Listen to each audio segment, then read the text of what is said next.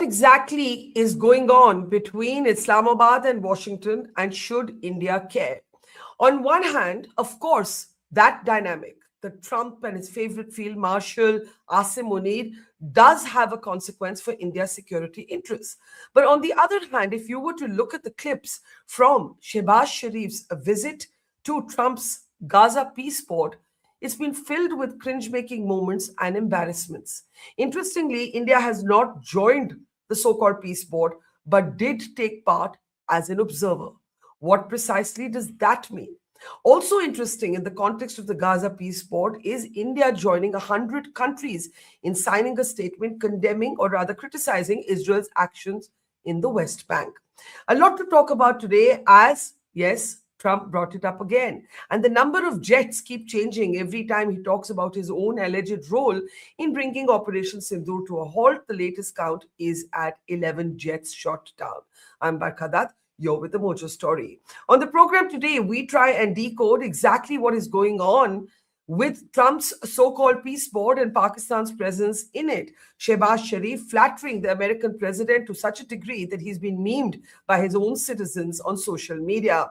Pakistan's foreign ministry statement release on this participation was also full of gaffes and typos. India, of course, has not joined the board, but did send an observer. How do we understand all of these? Ahead of a Modi-Netanyahu meeting, India has joined 100 countries in criticizing Israel's actions in the West Bank. Let me introduce our very distinguished three experts today as we try and make sense, if we can, also of Trump's continued obsession with India, Pakistan, and the role he claims he played. General Rakesh Sharma is with us. Welcome to the program, sir. Always good to see you. Also joining us is Padma Rao, senior journalist, and also joining us is a veteran diplomat, Ambassador Yash Sinha. It's great to see all of you. Let me start by playing out for you that moment from the peace board when Trump references Prime Minister Modi, but also talks about his alleged self-appropriated role in Operation Sindoor. Take a look. I think you should actually stand. Come, please, stand just for a second. Pakistan and India, thank you very much. And I spoke to Prime Minister Modi. He's excited. He's watching us right now. One, then the other. And all of a sudden, we worked out a deal, right? But I said, if you fight, I'm going to put 200% tariffs on each of your countries, which essentially makes you not allowed, you can't do any business. One of them, I won't say which one, said, no, can't do that. They both wanted to fight. But when it came to money, it's not like money. When it came to losing a lot of money, they said, I guess we don't want to fight. And we solved that deal in 2-3 days, right? And we did. We said, these are two very powerful nations. These are two nuclear nations. And I don't want to say what was going to happen, but, bad things happen. So, Prime Minister, I want to thank you because that was a very big deal. People have no idea. A lot of them say, oh, well, they weren't fighting. They were fighting. 11 jets were shot down, very expensive jets. And they were all in. Both of them were all in, and now they're not. And I think we'll always be able to settle up with them. I really do. I think you're going to have, it's a lot of progress was made even in the relationship. And Prime Minister Modi also, he's a great man. Prime Minister Modi is a great man. As Shehbaz Sharif is made to stand like an errant schoolboy who's then given a little pat on the back and saying, well done, you've done good homework. I mean, I don't know. I cannot imagine any Indian Prime Minister being present in such a scenario. And it really does raise all kinds of questions for how, what's going to happen the next time Prime Minister Modi and Donald Trump encounter each other. But let's start with this peace board. Ambassador Sinha, I'll start with you.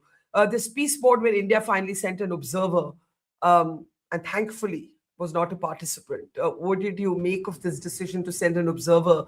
And what did you make of Trump basically addressing Shehbaz Sharif and then saying Modi is watching, he's a great man and so on? I mean, really embarrassing for Shehbaz Sharif.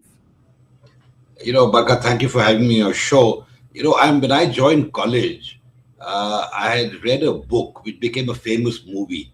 The book was by Mario Puzo. It was called The Godfather. And the movie was a tremendous hit. I must have seen it, I don't know how many times.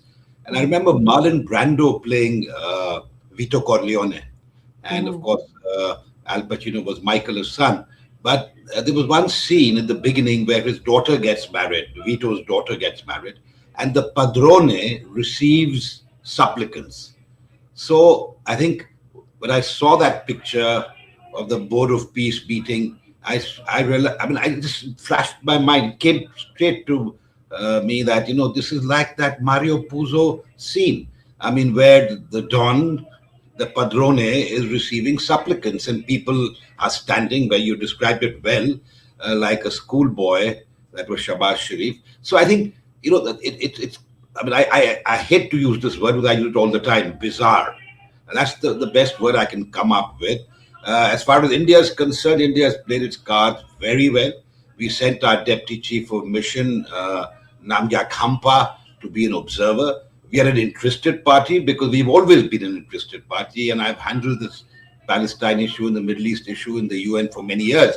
So I'm aware that, it's important. We just met with the Arab foreign ministers in Delhi, and the Prime Minister may be going to Israel shortly. So I think we are very much involved behind the scenes, quiet diplomacy. And yet, Mark Carney said that if you're not on the table, you're part of the menu. I think we are not on the menu for sure, and we won't be. And as far as Pakistan is concerned, the less said, the better. You see, it's actually quite humiliating to be asked to stand up and acknowledge. But that's what Pakistan always is very good at doing. Yeah, I think that's a fascinating analogy with the Godfather. It made us all giggle a bit. Also, the thought of Trump as Don Corleone. I mean, it is quite hilarious. But General Sharma, there are consequences to all of this. I wish it was all just funny. But Trump remains the world's most powerful man, and we've got a bit, I think, indifferent finally to every time he stands up and he says, "I used my tariffs. I ended the war." कभी 7 jet गिरे हैं, कभी 8, कभी 11. The last count is 11. My question to you is, what is going on in your opinion between Washington and Islamabad? Because yes, it's cringe making to watch Shehbaz Sharif treated this way, but an Imran Khan supporter that I was interviewing yesterday, he said that he believes that the deal between Pakistan and America is that Imran Khan could be, he believes, eliminated. And in exchange, the Americans will simply look away as long as they kowtow to everything else that Trump wants Asim Munir to do. So I wonder what your read is on what's happening between these two countries. Thank you, Barkha, for inviting me. So in my personal view, there is no deal between United States and Pakistan worth the name. The United States is just stringing it along to take some advantage in case it is required for their operations in Iran, and which obviously, because most of the drones etc. have to fly close by, which will give them the right intelligence. But I don't think that there is a deal of a kind where there is something great happening between. And so are many of the observers who are speaking from Pakistan saying similarly that to say that there is a deal going on, and the deal, if there is any, and there is in talks, if any, it's between India and United States over a prolonged period of time. Despite everything else, Pakistan still has 19% tariffs. Tariffs has not been reduced down from 19%, and there is nothing coming on in form of any significant aid that Pakistan has been seeking from all these countries. So I think it's just a business relationship. There is nothing to write home about. Of course, we get irked up when he says 5 jets to 11 jets. 11 now, by God, it is rising in some manner. I think he adds one every time he speaks about the conflict. Yeah, and it's not even that they were shot down, they were shot on ground, which of course is possible. 11 jets we shot down on the ground, but he says shot down means they're in the air. I mean, why didn't somebody tap on his shoulder and say, "Sir, thoda exaggerate, kam karo, zyada ho raha hai." But it didn't happen. Happening like this, it puts us to whole. And then he makes this story of 200% tariffs and all, which he was levying on India, and we were at the brink of a war in which millions would have died. I think all these exaggerations are not required. This is serious geopolitical affairs, and wars are not fought by militaries; they are fought by politicians. You can't take this thing. I would say, he called out whole lot of people in that meeting yesterday.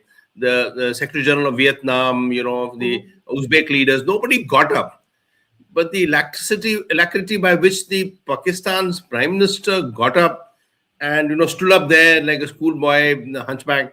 It was a little awful. They seek so many things from United States that they just can't avoid being so subservient, and it puts a nation to shame. So I would say that this board of peace, of course, we can debate it much more. It's just starting, it's just beginning, nascent stage. What will come out of it time will tell. Today, you can't even say there is something will come out of this board of peace as yet, and we can debate this issue subsequently. Yeah, Padma, I think there's no question that while we're an interested party, imagine being a participant here in sort of a part of frankly, a Trumpian circus. As far as India's position is concerned, I agree with Yash. I think this position is very aligned, is very centered. We've neither spoken out against the Board of Peace, nor have we joined it, but as an observer, same as the EU, I think that's a sensible position. Of course, there are, many people who argue that India is so gung-ho and so muscular about its own global importance, so we must take a stance, etc. But look, that's not going to happen. One has to understand and accept that there are certain constraints, and it's best to wait and watch, even on comments like the escalating number of the jets, which I think India has been very guarded about so far and has said absolutely nothing at all. What makes me slightly more skeptical, and that brings me to Pakistan, is the composition of the so-called International Security Force, which is also a part of this peace board. See, it's supposed to be a very obvious counterpoint to UN peacekeepers. We'll come back to that subject later, as General Sharma said. But if Hamas and Hezbollah and other terror groups continue to dominate Gaza affairs, then it will be this security force that will be pitched against these groups. Now, there are many Muslim majority countries amongst this force which will have to deal with ideological issues as opposed to their country's commitment to the Board of Peace. Now, Pakistan's role will be most interesting. Pakistan has said it's reluctant to commit to sending troops to Gaza precisely because it doesn't want to dismantle Hamas, but merely to keep peace. Now, to anyone watching what's happening in Gaza, that's an oxymoron, But could Pakistan possibly fight in the garb of proxies? I mean, we know that the Pakistan army has fine-tuned the art of fighting through proxies over so many decades, as we in India know. So I think this publicly announced stance will really be of no consequence. As General Sharma was saying, there is an utter dependency on the United States. I'm saying that, as General Sharma pointed out, the relationship with the US, and Pakistan will simply have no choice. If it's chosen to be made cannon fodder, it will have to be cannon fodder. But as I said, it may do this to save face in the guise of various proxies, which it is well versed in doing. Barkha? Yeah. So I want to talk a little bit about Gaza and Israel, only because Ambassador Sinha, India joined 100 countries after initially not being part of that statement in criticizing Israel for West Bank actions in West Bank. This is very significant given the imminent meet between Prime Minister Modi and Benjamin Netanyahu. So the timing is interesting. The fact that we've taken a position after maybe some initial, consideration or hesitation, I don't know what to call it. And then you have to contrast it with the peace board. So Ambassador Sinha, how do you respond to this? How do you respond to this development or this decision to sign this statement? Barkha, as far as the Indian position goes, there may be changes in nuances, but we basically stand for a two-state solution. And what is happening in the West Bank is expanding settlements, Israeli settlements, through violence. So, what's happening in Gaza on one hand, with what's happening in the West Bank. So we think obviously it goes against all the positions that the international community has taken. And I recall UN Resolution 242, for instance. Now it's outdated. It was after the 67 war, but it talked about, a two-state solution, provided the basis for a two-state solution and how they should withdraw to their respective boundaries. But what is happening is a usurpation of Palestinian land. and the Palestinians have been driven to a corner, and not even a corner because they really don't have much land left. So obviously, India is balancing its position. While India severely condemns what happened on October 7, 2023, and terrorism and the sort of jihadi ideology that the Hamas represents, but we are very much with the Palestinian people. And yet, we have excellent bilateral relations with Israel. Israel is a very important partner. So we must see it in the larger context in terms of the history of the way the Palestinian issue has. Personally, I'm an Arabic speaker. My teacher was a Palestinian in Egypt, and I have great sympathy for the Palestinian people. However, when you keep your own country's interests in mind, you realize how important Israel is as a bilateral partner of India. And so while keeping its principal position, at the same time, we are navigating very, very difficult shoals. So I think India is playing a game. It's not a game. It's actually basically navigating between two sides. And the fact that the Arab foreign ministers were here, people say that we've abandoned our position. I don't think we have. We've adjusted positions as developments happen. And that's what real politics is. General Sharma, do you agree? Because look at the irony of the possibilities that the next few months may throw up. Pakistan may actually have to send proxies, as Padma calls them, to fight or to keep the peace, or whatever phrase you want to use it, in one of the most sort of hot potato issues for its people, which is the treatment of the Palestinian people by Israel. And India has signed this statement. I mean, we live truly in very interesting times. So I'm just wondering how what your read is of this. So firstly, Pakistan, you see, in the country itself, there is far too much of writing, of getting involved into Gaza and getting involved into the disarmament process, which has been one of the basics for this Board of Peace, which is spoken about. Pakistan, the government has been saying, also in the floor of the Senate, saying that we will not get involved into disarmament. Now you get involved into the International Stabilization Force, which has been authorized under United Nations Security Council Resolution 2803, and then you say, I will not do this, but I will do that. That's a very difficult thing to get involved, and I don't know how Pakistan will navigate through this one, getting involved and not doing disarmament. One. Second, what Israel did recently, actually, it put us into a quandary. It put most nations of the world in a quandary, because, what de jure, they already had control over the West Bank, but they created a de facto control, and they made sure that even the Zone A, Zone B areas, which were under the legal control of the Palestinian Authority, they took charge of those also. So the Zone A and B alone, C, D, E was already the Israelis were controlling the larger areas of West Bank. Even the areas which Palestinian Authority had some kind of rule and regulation, they said we take on those areas also and start resettling in those areas, and 3,000 new settlements and whatever words are being used. So actually, they changed the character of West Bank. As it is so changing, but in the course of the last 15, 20 days, they changed the total character of even Zone A, Zone B, which was what Palestinian Authority was all about. Now, not to oppose it would have been very difficult for India, because we have a standing on Palestinian issues, which goes over a very long period of time. So I think, when you said rightly, when the first criticism started in the United Nations on 85 countries criticized Israel for doing so, India did not criticize it. But in the last juncture, they signed the criticism, or their resolution, which said, okay, the Israelis should not do it, and whatever the resolution mentioned.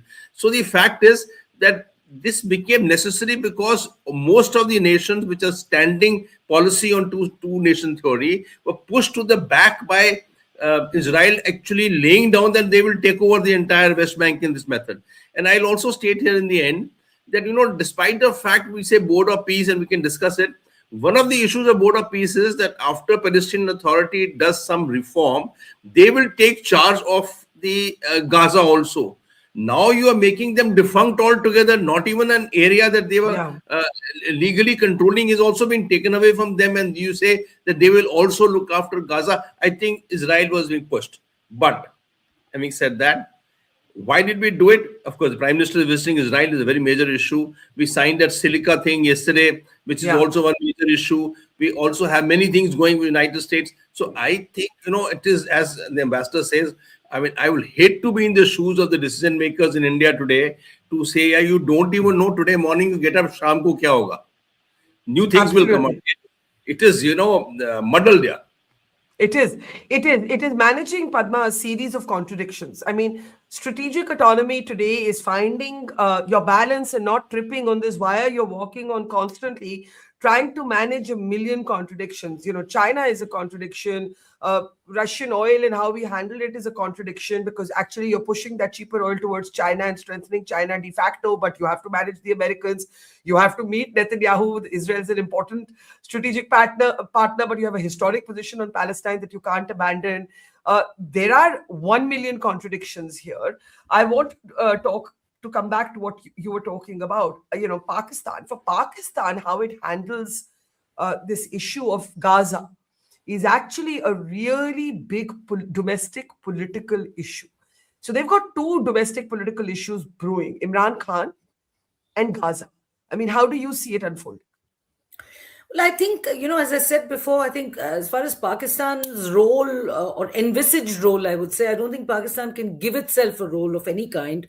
It is completely I mean, even as we saw from the postures, the physical postures of their Prime Minister on the pictures you showed, I don't think Pakistan has much of a choice in this matter. I think Pakistan will have to succumb to whatever the United States demands of it. It has joined as a full-fledged member this board of peace. And no matter what the Prime Minister says for the consumption of his domestic audiences, when the chips are down, he will have to deliver and dance to President Trump's tune. There's no doubt about that. Just to come back to one thing that the two gentlemen were saying, on Gaza and Israel, I agree that it's completely farcical to first destroy a place altogether, then to set up a board only to rebuild it again. The whole thing seems a little farcical. But the thing is, this whole thing of, the shadow boxing and the contradiction. On the one hand, we have a given position on Gaza. On the other hand, I think our diplomats, are very used to handling those contradictions. And I also firmly believe that by now, no matter whether India signed the latest UN statement on Gaza or not, there is a certain tacit level of understanding between India and Israel, which, as you pointed out, have a very good relationship. And so I think Israel is well aware that India will occasionally come out in support of Gaza. And I think the Palestinians are also aware that the similar thing will happen the other way around. The one point I want to make, Barkha, see, we're all talking about, but they did this, they did this. Israel employed its military might on Gaza. But then what about the Hamas and Hezbollah and the proxies of many big Middle Eastern players, Iran, not to say, to mention Iran, all these unleashing their terror on Israel also. I think right now the time has come for it to stop. And so I see very much a role. I find this whole idea of the Board of Peace for Gaza very interesting. I think the region has to move forward. And I am of the belief that the only way, up to now we had the United Nations. I hold a position of practicality about what people in devastated regions of the world really want and what countries of the liberal West think they want. Human rights, of course, they must be respected. But populations of ravaged regions, I think, really want more immediate things: food, water, clothes, etc. Okay. Hope of future prosperity. Just one last point. And I also have a position of cynicism about the only existing world body we have, which is the United Nations. We all know what the game is in the Security Council and how it's dominated by bilateral political rivalries and everything is kept at bay due to that said, Padma, the Board of Peace under this sort of, whimsical man cannot be the alternative to the United Nations. That would have been my closing comment. I'd like to say that the Board of Peace is maybe a good idea, despite all the gaudier, more American sides, like that presentation they held on hotels and Rivieras and Corniches and all that. But I think the Board of Peace, if it has to succeed the UN or become bigger than the UN, it cannot be politicized. It can't have President Trump as its sole head, as its only Security Council, if you like. He has to keep the membership rules recruit free and open. He can't place investment conditions like gold card membership, life membership. And, so it could be replaced. The UN needs, I am of the firm belief that we need a new world body. But I don't think it will be just that yet. Most of all, because I think it's completely focused on Gaza. Okay. And, yes. Yeah. No, I think Ambassador Sinha wanted to respond. And, talking about money and money attached to deals, Ambassador Sinha, Pakistan and America signed a pact today where Pakistan committed to redeveloping New York's Roosevelt Hotel. Now, those of us who've been, foreign policy beat reporters, you know that the Pakistanis always stayed at the Roosevelt Hotel. The PIA used to own it at one time and so on. The interesting thing was comments by Pakistanis who basically wrote saying, oh, so you had to pay for your membership of the Peace Board. This is the price. You basically paid your way through to gain a seat at this table where you were then told, oh, hello, stand up, pat, okay, sit down. But sorry, you wanted to respond to what Padma was saying, Yash. So, no, it's just 2 points I wanted to make. First, I will address the point that you raised. Obviously, there was a very interesting article I read in a respected foreign affairs magazine called, the article was titled Age of Kleptocracy.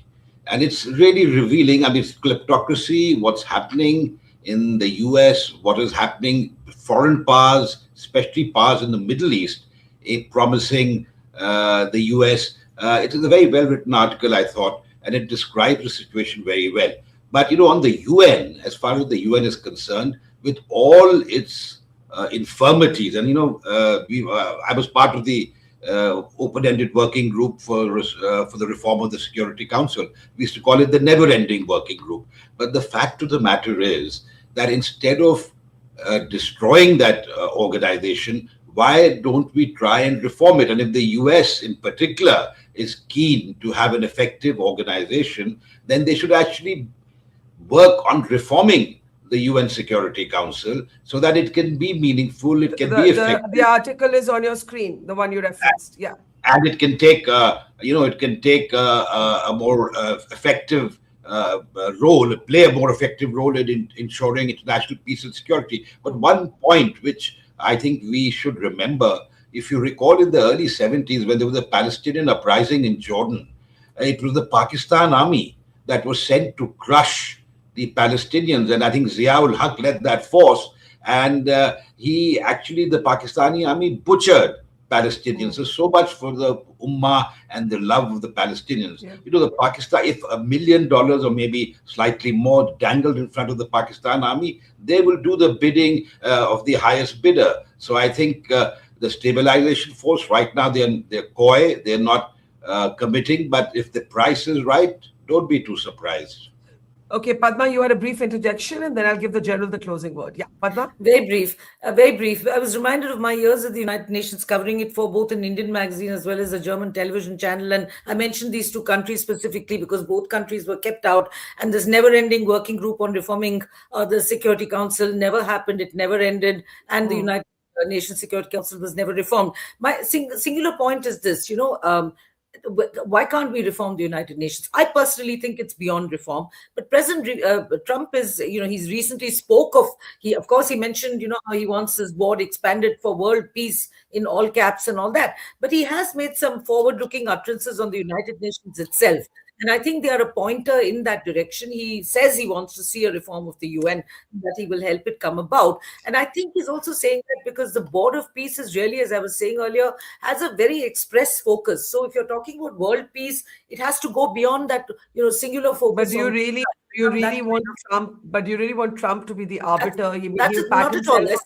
Not at all. I said that earlier. Yeah. I said that he cannot be, if it has to have that success, he cannot be the Security Council and the Secretary General rolled in one. My own view, just briefly before I give General Sharma the last word, is that as long as Trump is at the helm of this project, it's going to be very difficult for serious countries to take it seriously. But General Sharma, may I just bring you in? While we're talking about Pakistan, and something I do want to mention is a very disturbing video released by the BLA. So again, I can't independently verify the authenticity of this video, but it shows a Pakistani soldier in the custody of the BLA.